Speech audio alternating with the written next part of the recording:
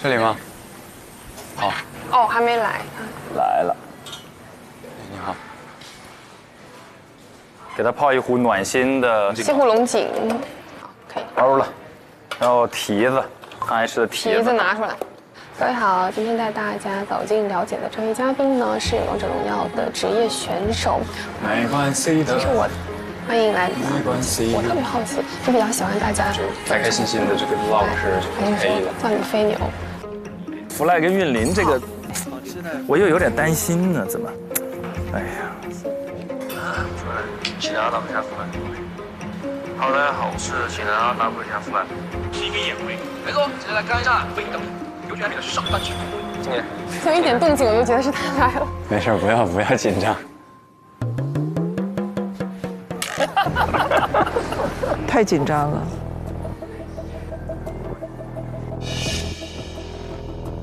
看一下情况。我感觉没什么时间跟他沟通了，应该。现在已经40了，登场8年的这时间里，他获得了8次冠军和7次 FMVP。加油，你可以的！享受这个谈话的感觉，享受跟他见面的感觉就 OK 了。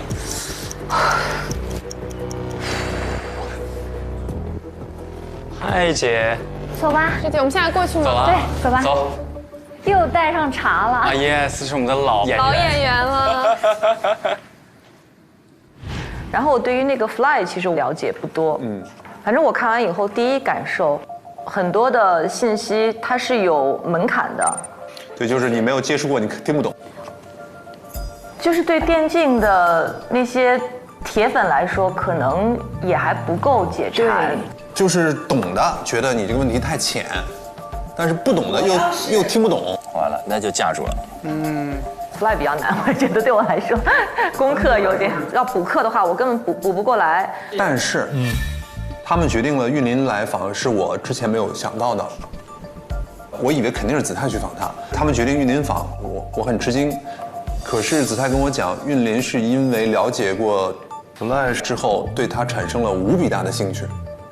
那韵林对他好奇的角度，一定不是电竞专业的角度，对，一定是从他个人来讲。那可能就没有在这里面体现。对，就是觉得可能是没有在这里边体现。可能他留了一手，也有可能。哎，那可以挖点新东西出来了。是的，是的。先确定思路，做专业的还是做大众？我现在那个特别好奇，因为好就会很好，然后不好就会很不好。对。好的话能让整个大众了解一下这样一个新晋偶像，但是要是卡在缝里了，两头不挨就最麻烦了。我觉得韵林会有奇招哈，对，很有可能会有奇迹，因为他太认真准备了。Fly 来了，这更紧张，被采访者更紧张。哦，他已经到了。哪呢 Fly， 他已经到了。嗨 ，Hello， 嗨 ，Fly， 你好，好年轻啊，老师们好。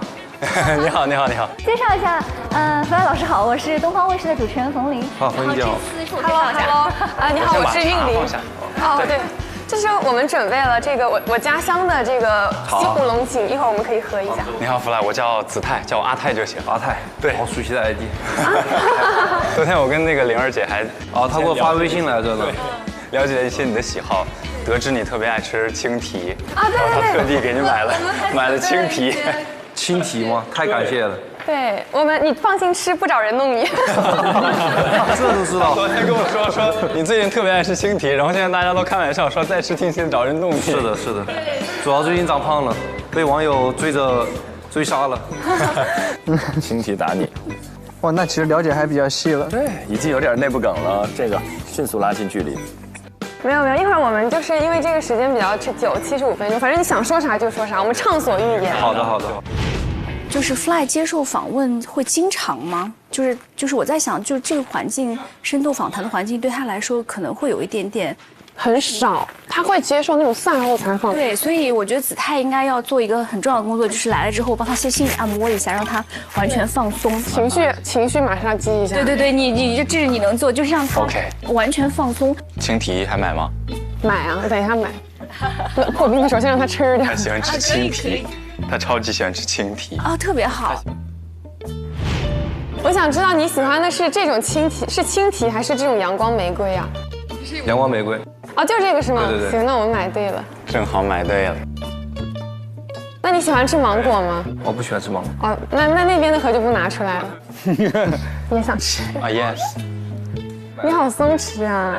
就因为不是你采访，你就可以在边上大吃特吃，太过分了。哇，好甜啊，一点都不酸。对，阳光玫瑰很甜的，巨甜。好家伙，卖完了子泰自己吃了。他其实在做一个氛围组的工作。哦。你很紧张吗？我千万不要问这个。对，一问好像就紧张起来了。你很紧张吗？有一点。不要紧张，不要紧张。紧张了就吃一口青提吧。子泰可以。对，吃一口你最爱的青提。好了，就可以了。这 Fly 太可爱了，这个样子。俊霖 Fly 是 I 人吗？这一看就是吧。有一点 I 吧，还是啊？他只是有一点吗？我觉得他们主要电竞的基本都还是会有一点 I 的，有一点 I 的属性在里边。得先宅呀，主要是。对对。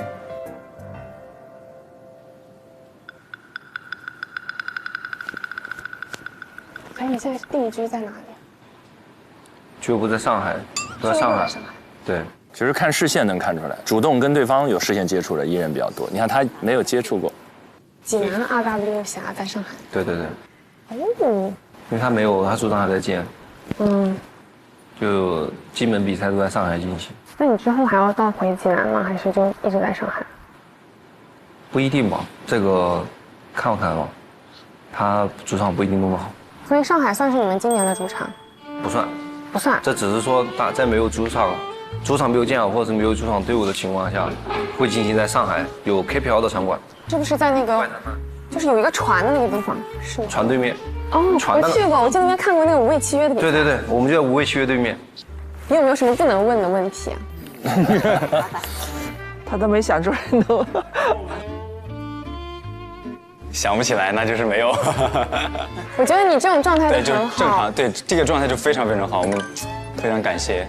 因为我感觉你其实是一个有很多经历的人，是吗？年轻人在一起互相对话还是更轻松一点。对。还行吧，主要精力全在王者荣耀了，因为我们是同龄人，但是我感觉我才刚毕业，然后你就已经有这么多成就了，好厉害！可以开始。好的。OK。好，那我们就开始。打板。打板。Hello， 大家好，欢迎来到今天的节目。那今天要带大家了解的这位嘉宾呢，他是王者荣耀的职业选手。那8年的时间里，他一共是获得了8次冠军和7次 FMVP 总决赛最佳选手的称号。我的天，那不是称霸一个时代？就是最高的山啊！最高的山，对抗路的尽头。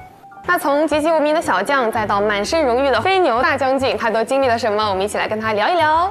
Hello，Fly。Hello。我想知道，一般你喜欢大家怎么称呼你？是叫你 Fly， 还是叫你彭云飞？我觉得都可以啊，看大家想怎么叫。我觉得叫我大名也可以。叫你大名也可以，彭云飞。因为我印象很深刻的是，我以前有个队友叫墨酱。墨酱，他每天就彭云飞，天天在我旁边就彭云飞。久而久之，我也习惯了这种称呼。为什么他叫你本名，你会觉得印象很深刻？难道平时没有很多人叫你本名吗？这么多届队友里面，就只有他一个人叫我本名，所以我印象比较深刻。但是他那个发音又很搞笑，知道吗？就还有发音比较可爱，那我就原谅他吧。他怎么发音呢？他就是嗲嗲的。彭云飞，是这样吗？比这个好一点点，但是差不多。比这个好一点。玉林有他独特的方式。我刚刚有点过于就是做作了，是不是？还行。好，那我叫你云飞吧，或者我叫你云飞和 Fly 好不好？因为你现在的 ID 是 Fly 嘛。对，可以啊。好，那我就换着叫，我都叫一叫。你最近是都在上海吗？对，最近都在上海休赛期。休赛期最近在干什么？我明天就要去新疆玩了，因为撒贝宁老师说了，不去赛林湖等于白活了，我不想白活。他还挺好玩的，好玩的，好玩的，太可爱了。他们都有特别多的梗，其实。赛场之外特别可爱，太可爱了，跟卡通片似的。对不起，刚开场就让我笑成这样。好的，那我希望你旅途愉快。但是在旅途之前，我们先来好好的聊一聊，好不好？很好的开场，不错呢。我跟你说一个特别有意思的事情，就是我觉得可能你自己都不一定能注意到。你还记得你是几年来的上海吗？我来的比较早，我好像是2015年来的。那你还记得你15年第一次来上海那个时候的情景吗？就当时坐有个大巴车，我就3天3夜我就过来了。坐了3天3夜过来的。对，其实来到上海给我的第一反应就是我很迷茫，很迷茫，因为太大了。因为我在老家的建筑物它没有那么大，我一下车，因为我坐的是大巴过去的，然后刚好下去的时候那边很多高楼，然后我抬头望我就很迷茫，因为当时我要等我爸来接我，所以我在那边一直在自己在那逛，然后没有见过这么大的建筑物和商场跟超市，所以我当时是比较迷茫的，然后也比较期待，就跟一个好奇宝宝一样，我就在那里转，因为那有个很大的建筑，我在那旁边转了一圈，走了很久，我记得。没有记错，那个时候应该你才16岁。16岁，对，16岁。16岁，对。那你真的很勇敢哎！16岁那个时候，我想想看，我16岁在干嘛？我应该是刚上高1那个时候，就是可能我从来没有一个人出过，除了我们这个小区之外的门，就是你好勇敢。那你那个时候拿了多少钱来的？啊，这个问题很好啊。500块钱吧。是谁给你的？我奶奶给我的。我说我要找我爸去，想自由一点，然后就刚好我爸在上海上班，然后我也没去过上海。所以是你奶奶管你管得特别严吗？因为他对我会有一些他们的想法嘛。比如就会想让我去学个手艺，然后再那个职高。学个手艺，但是我当时想，我说那我学个手艺，我不如自己出去。我爸不是本身就是有这个手艺嘛，我就直接去找我爸去。你爸爸，您父亲是厨师？对，厨师，他是厨师。学什么呢？那个时候？当时我就从切配开始啊。切什么？切配。切菜。对，那个专业词语叫打盒。打盒就是你在上海第一份工作是在一个餐厅里打盒。对对对。那你那个时候第一份工作1个月赚多少钱？我是上海最低工资，我领低保。多少钱？可以说吗？2100块钱。那份工作你满意吗？当时那份工作？很累，但是拿到工资的时候我是比较满意的，因为我的付出有收获了，因为真的很累，我以前从来没有觉得上班会这么累。怎么个累法？这个问题好，真的。对，16，场景化了。对。因为很热，夏天那里巨热，然后每天都是要去切料，然后搬东西。因为我那个职位是比较杂的，杂到什么程度呢？就是比如说今天 OK， 服务员太忙了，我要去跟他一起去端菜。然后呢，如果洗碗工太忙了，我要去帮他洗碗。你看多好玩啊！这些都是那个挺好玩的信息。就相当于你是这个厨房里的万能砖，哪里需要哪里搬。也不是那么万能，因为有的活我是真干不了。就比如刚开始让我切东西的时候，我切得很慢很慢。比我想象的好哦。好很多。跟你聊的不是游戏，对，那种人生的那种小细节。游戏王者的人生。对。哇，这故事也很好。通过 Fly 的成长故事来带入，这样观看门槛就没有那么的高，整体还是比较抓人的。那当时你16岁，你是先在这个厨房工作，然后后面从这个厨房里离开辞职，回家陪了奶奶一段时间，然后再决定走职业这条路。那个时候你跟你父母商量了吗？你看进入那个核心了，进主题了。没商量的话，商量了呀，商量了一下，我说我去学理发去了。啊？你是骗他们说你去学理发了？因为当时最早去的话是没什么收入的，所以我不太想让他们担心我。那段时间的支出谁来负担呢？你看岳林特别能问细问题，场景化他，这真是个好习惯。支出的话，因为自己上班也攒了一点点钱，因为也不需要太多的付出，基本也有阿姨做饭吃，有的是付出，可以说是零成本。但是据我了解到，你是不是为了为了打那个王者荣耀，斥巨资买了个新手机？哇，真是斥巨资！我花了3个月工资去买，我还被我们爸差点要打我了。那个手机当时是多少钱？6088，巨贵。6088，那真的是你3个月的工资哎。对啊。所以那你是什么时候正式的跟你父母说我已经走上职业这条路了？这个细节问得好，对，说细节推进。我记得是18年吧，18年还是17年的时候，因为当时登上 KPL 的时候已经有一点成就了，已经开始有收入了。我记得我登上 KPL 开始每个月都会领到工资，然后还有奖金。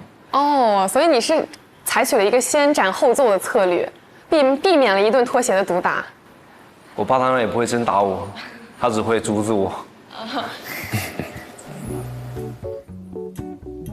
但我现在觉得你一点都不矮。从我跟你见面的第一次对话开始，我就知道这个人绝对不是个 I 人。我有个故事，我跟你分享一下。最早打职业的时候，哎呦，打开了，你看主动来。当时我的主教练是戈迷你，戈大爷。当时我每天打训练赛，我都是不说话的。我打完游戏也不怎么说话，然后跟他们基本就很难交流。我跟他们说最多的话就是可以打不了。然后当时我的主教练就觉得不对劲，他就鼓励我让我勇敢的开口说话。当时记得很清楚，他是给我的电脑上面贴了一个 nice， 他就让我说你不会说话，那你就从每天喊 nice 开始，让我多去跟别人交流。进入 KPL 以后也有很多之类的采访或者怎么样的，就慢慢的引导我就可以逐渐打开心扉了。对。天哪，我觉得岳林这一组要进入榜单了，我感觉。有戏，意外的好。Fly 对我来说也难，因为是专业项的难，但它脉络非常清晰。我觉得王韵玲有在追问很多的细节，因为你给他很多的抓手，让他可以讲自己的细节和故事。Fly 整个的输出和我们对他的了解都是达到一个新的层次的。那这么多年下来，有哪一段时间，或者说是哪个转折点，你会觉得自己有点扛不住了？可能那段时间确实处于一个相对的低谷。都是有效问题。怎么说呢？我觉得我整个8年的职业生涯有3次这样的情况。第一次是队友的离别，就是18年 Cat 走了。对，18年Cat走了。因为第一次Cat走的时候我就很难接受，但是我没有表达出来，我藏在心底里面。你为什么那时候不表达出来？因为我觉得很矫情，不太想示弱。他现在已经开始直面那个韵玲，开始有时候会有一些眼神上的交流了。对，已经开始接受了。对。那他走了，你有没有偷偷的哭？有的，偷偷的流小珍珠了，但是我没有跟他说。偷偷在被窝里哭。在宿舍小哭了一下，但是在他离别的时候，我是忍住了。他现在知道你曾经为他掉过小珍珠这个事情吗？他应该是知道的，但是他信不信你我就不知道了。所以你们的关系其实私下可能你们感情很深，但是你们不会互相表达，甚至有的时候还是那种互相调侃、互怼更多的状态。对，一般都是互相诋毁。互相诋毁？怎么诋毁？互相攻击。你怎么攻击他？我不太好说。也不是不太好说，他就转换到意识大的时候，我就说我要切死你，你等着被我切。他那是我的中路，压力他。但事实证明，在19年的那个冬季赛，你也确实把他切了。对，赢得很艰难，打到巅峰对决才赢的。那一瞬间是不是自己都恍惚了？哇，我居然赢了我的老队长，最熟悉我的这个曾经的队友。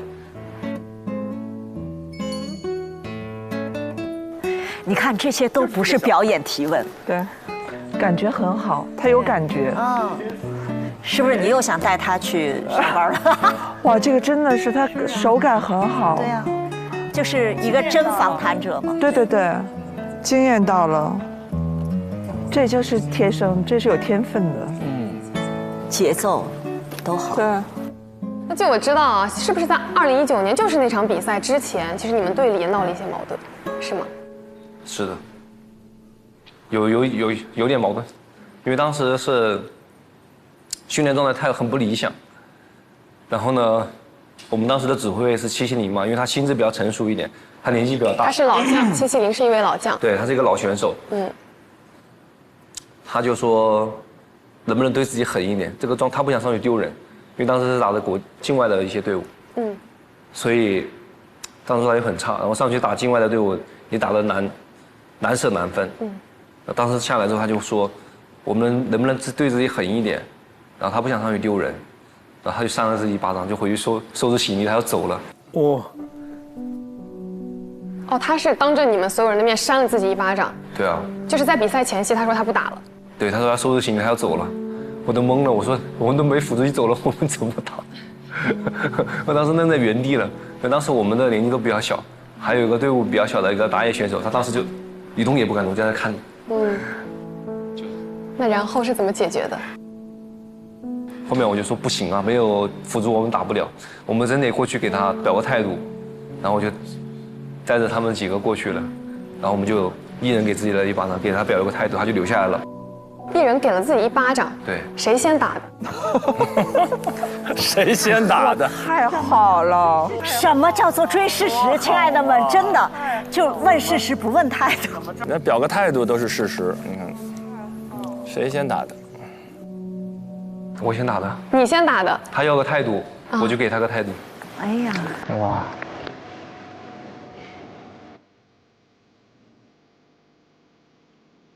我就说我们一定会好好训练的，我们一定会加油的，我们一定会完成你的指标的。回来我们再拼一次。对，因为我没有退路了，我的队友要走了，我没有辅助可以用了。退无可退。对，我必须要打的呀。那所以，然后在19年的东莞，你是有举起那个奖杯，然后大喊了一句“我们回来了”。当时主要压抑了心里面的情绪压抑了很久。我只想说，我们回来了。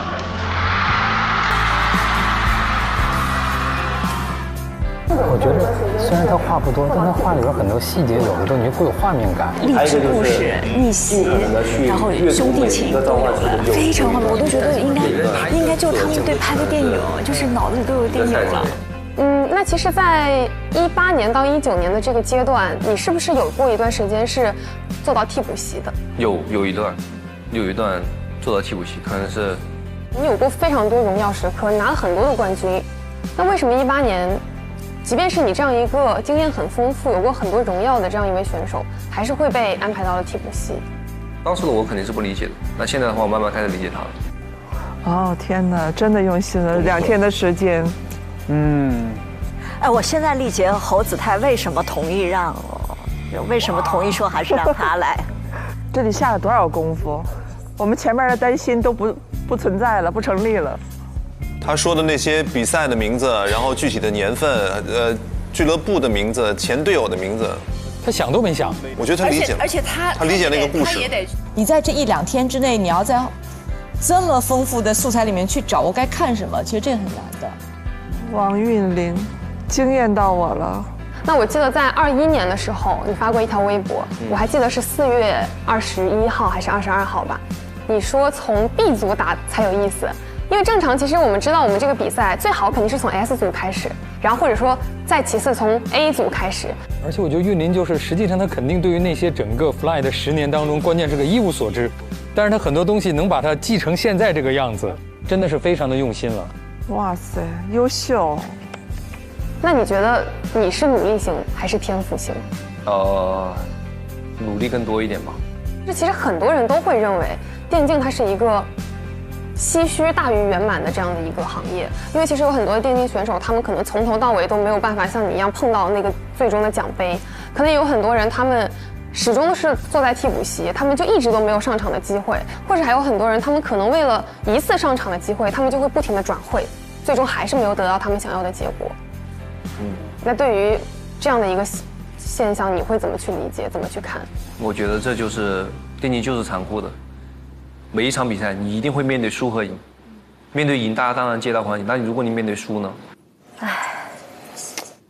其实面对输就跟那些没有机会上场的选手是一样的情况下，就是那些还在想着上场，但是却没有机会上场的人，其实跟去面对输，我觉得是同一个情况，就是很不确定性。但是呢，你如果坚持，你如果比如说你把时间线拉长一点，你可能今年1年你没有上场，但是你把时间拉长2年、3年、4年，你总有上场的机会。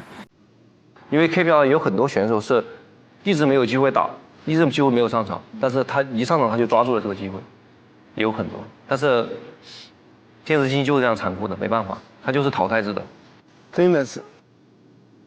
其实你还是认为，就是这个行业厚积薄发和信念感特别的重要，不能再一点点，就可能我没有办法上场我就放弃，而是我要坚守到底。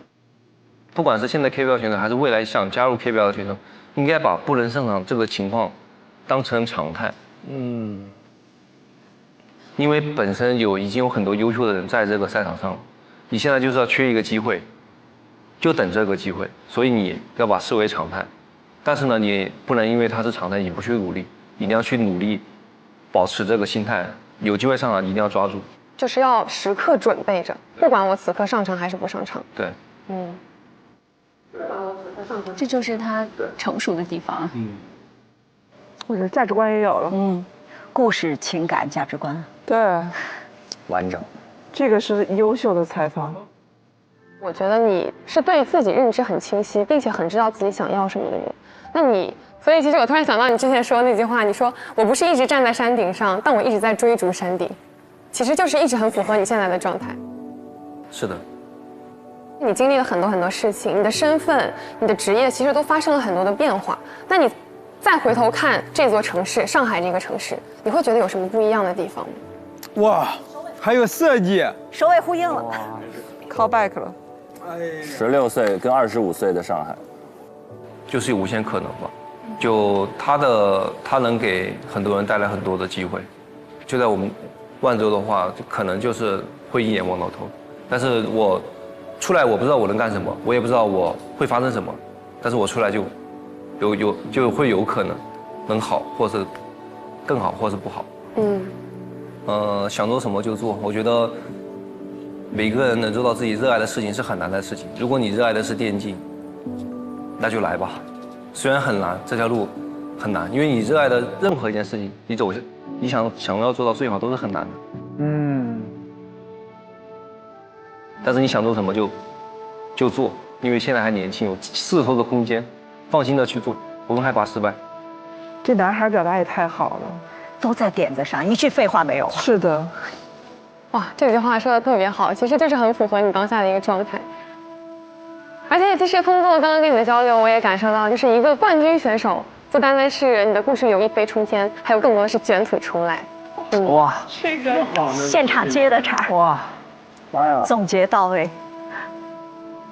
最重要的原因就是热爱和你信念漫长。对他来说也是热爱和你们，热爱可以啊。王岳霖，你这种心态也是啊。我看太感动了。我觉得你的心态做什么事情都会成的。谢谢。好的，那75分钟的时间，非常感谢 Fly 接受我们的采访，也希望我们的飞牛大将军在未来可以给我们带来更多非常精彩、非常让人难忘的瞬间。谢谢你，谢谢彭云飞。好的，那我们今天的访谈到这里就要结束了，拜拜。太好了，棒哦，加分，上大分。天哪！我觉得我都不能做到更好了。他这个做的真成熟，对，独特，这是他的风格，就是无可替代，就是他，就是韵霖，他在那儿就成立，因为他的提问跟他的人格是高度同构的。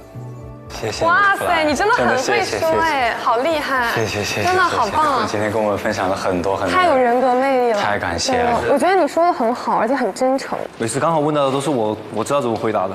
哦，真厉害！谢，没有比较难的。谢谢。我们俩来之前真的加油，再一次创造奇迹。可以，谢谢弗莱，谢谢，辛苦。好，那我带 Fly 去见一下4位带教老师。好的。好，那你们俩先收拾一下。好，拜拜。拜拜。感谢。拜，弗莱，拜拜。玩得开心，新疆之旅。这里面有好多子泰的功劳，对，所有的那个电竞部分，电竞部分的很多专业的东西应该是。但韵林非常棒，全都背下来了。是的，全部有很多都是我看他们那个提纲，全部都特别专业的。这真的得吃透，这不是背下来的。对，天哪，2天的时间，厉害，真厉害，这就天赋型选手。韵林，真的，啊，一直不显山不漏水，韵林。哇，太牛了！行吗？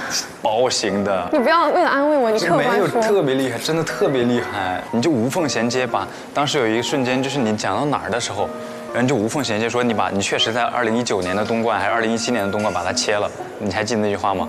哦，无缝衔接，就是他说我要把你切了。你说那你在2019年冬冠确实是把它切了，然后他一下子就把这个事儿给想起来了。主要是他确实。我来之前好紧张，但是我担心的那些点就不复存在了。他确实很健谈，而且他很真诚，你不觉得吗？就是鲁豫老师说，真诚就是最大的必杀技，你在他面前就没有任何其他的。Yes， 厉害！感谢你，合作愉快。没有，我觉得我做的最正确的。他能把这个带走。他可能真的不爱吃青提，他可能怕拿出去被别人。我们是不是要帮他澄清一下？他真的不爱吃青提，他都没有带走。